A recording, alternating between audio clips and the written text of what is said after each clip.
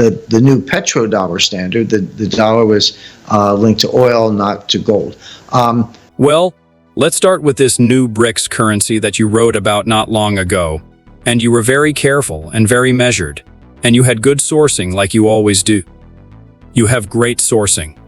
But you were talking about how this is a big deal, and it may change right away, or it may take a while to change. But change is coming. Tell us about the change coming with the new BRICS currency that supposedly they're going to announce between January 22nd, 2024 and the 24th August of this year. That's right, Greg. Yeah, there's this currency is coming. It's a very big deal. I got as much information as I could on it, analyzed it, and of course I've been following the international monetary system for 50 years, going back to graduate school. I got my graduate economics degree in international economics. I worked in international economics most of my career, not most of it, but the first 10 years anyway, was at Citibank. I was their international tax counsel. So I'm immersed in this going back to the 70s, and here we are, 2023. So it's something I know a lot about and follow very closely. I would rank this development as the biggest change or development in the international monetary system since Nixon went off the gold standard in 1971. So August 15th, 1971, I think most of our viewers probably know that's when Richard Nixon announced that foreign trading partners who had dollars could no longer cash them in for gold. So France, Switzerland, Germany, Italy, UK, and others, they would trade with us, run a surplus, take the dollars, and a lot of times they held on to the dollars. They bought treasury securities or other dollar assets, but increasingly in the late 60s, early 70s, they were cashing them in for gold, and the gold was going from, Fort Knox to Europe.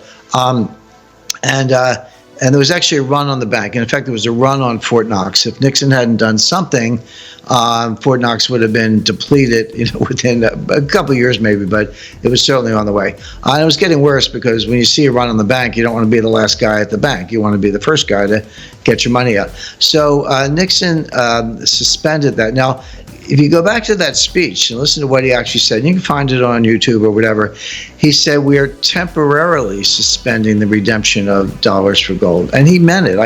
There was a small group at Camp David that weekend. They talked about it over the weekend. They made the announcement on a Sunday night. They interrupted Bonanza, which is the most popular show in America, to actually do it.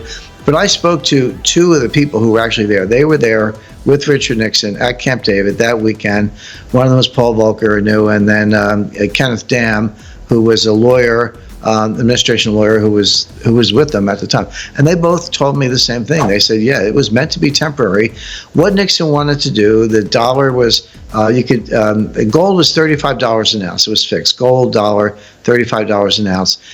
They had to devalue the dollar. The way you do it is to raise the price of gold. And they thought 20% would do it, so they were going to raise the price of gold to $42 an ounce, which is a devaluation of the dollar.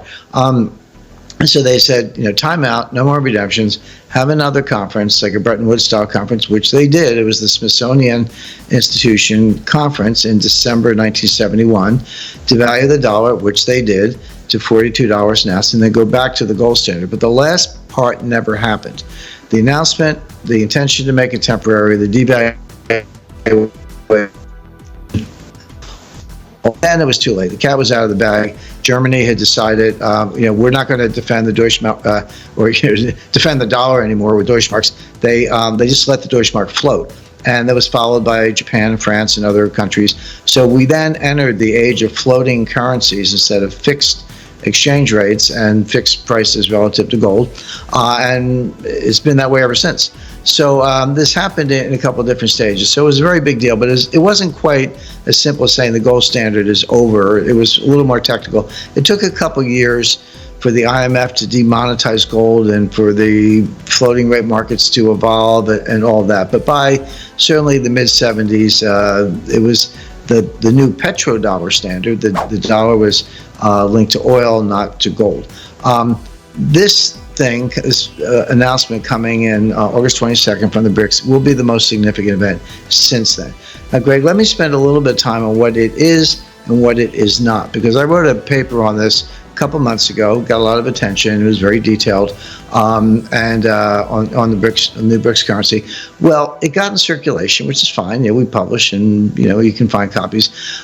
a lot of people just took it and ran with it. And they ran with it in all kinds of directions that I never said and are not going to happen. So I do want to talk about what's going to happen, but I also want to talk about what's not going to happen, because this thing has been really twisted out of shape. You got a lot of people, they've been yelling Great Reset and the end of the dollar and the dollar decline and the petro yuan and the gold back yuan for 10 years. They've been wrong for 10 years. I've been one of the ones who said that.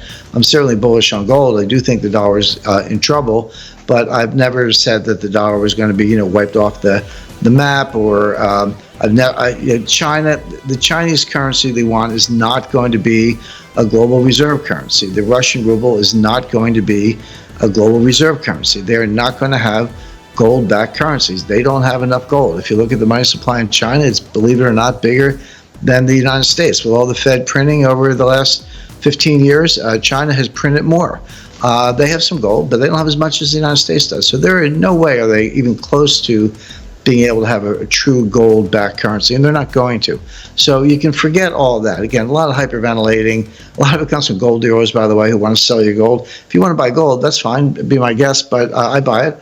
But don't fall for a lot of the hype that you're hearing about this. And then you have other people say, well, it's just not going to work at all.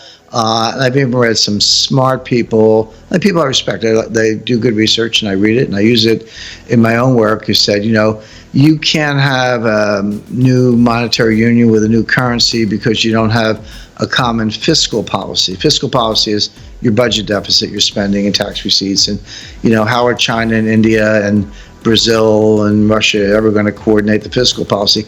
You don't have to. I mean, that's not required. The analyst I mentioned, who does do good work, doesn't understand that. And to prove it, again, I don't just want to make claims, I want to back them up. Look at the euro. There is no common fiscal policy in the euro. Do you think Greece and Germany or Italy and France have the same fiscal policy? No, not at all.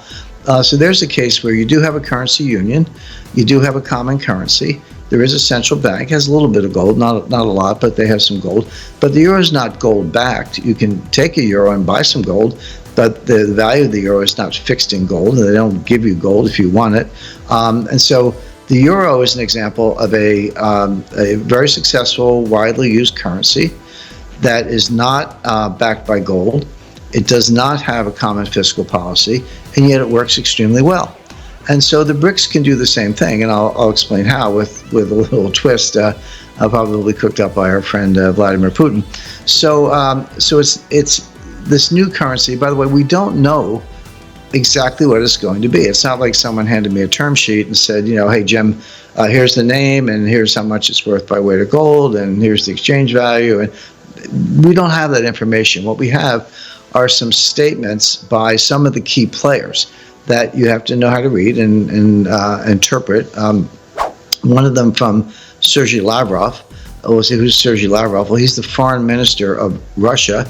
He's the most sophisticated diplomat in the world. He's what we used to have in the United States. We used to have smart people in foreign policy. We don't anymore. We got a bunch of boneheads like Tony Blinken. Jake Sullivan's the national security advisor. He's basically a political hack. Janet Yellen, Secretary of the Treasury. She kind of failed upward. She's a statistics geek from Berkeley. She doesn't know anything about international economics. I mentioned Blinken is kind of a medium weight intellect, not that bright actually. Susan Rice, same thing. So we don't have, where's George Shultz, Henry Kissinger, James Baker, John Foster Dulles, Dean Acheson, Dean Rusk, Henry Morgenthau, where are the Douglas Dillon, where are the giants of the past? We don't have any. It's not even the B team, it's the C team, but Russia does. And Sergei Lavrov is one of them. And he said they're going to do this. Now, a couple days ago, a mid-level South African diplomat said, no, it's not on the agenda. This new currency is not on the agenda. And right away, everyone's out. See, there's nothing's going to happen. They're not going to do this in August and all that stuff. A couple of points. Number one, how does South Africa get in the BRICS? Well, BRICS, by the way, is an acronym, BRICS. It stands for Brazil, Russia, India, China, South Africa. Well, those are the BRICS. Well, the BRICS started out as BRIC.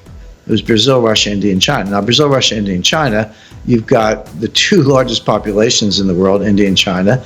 You've got the second largest economy in the world,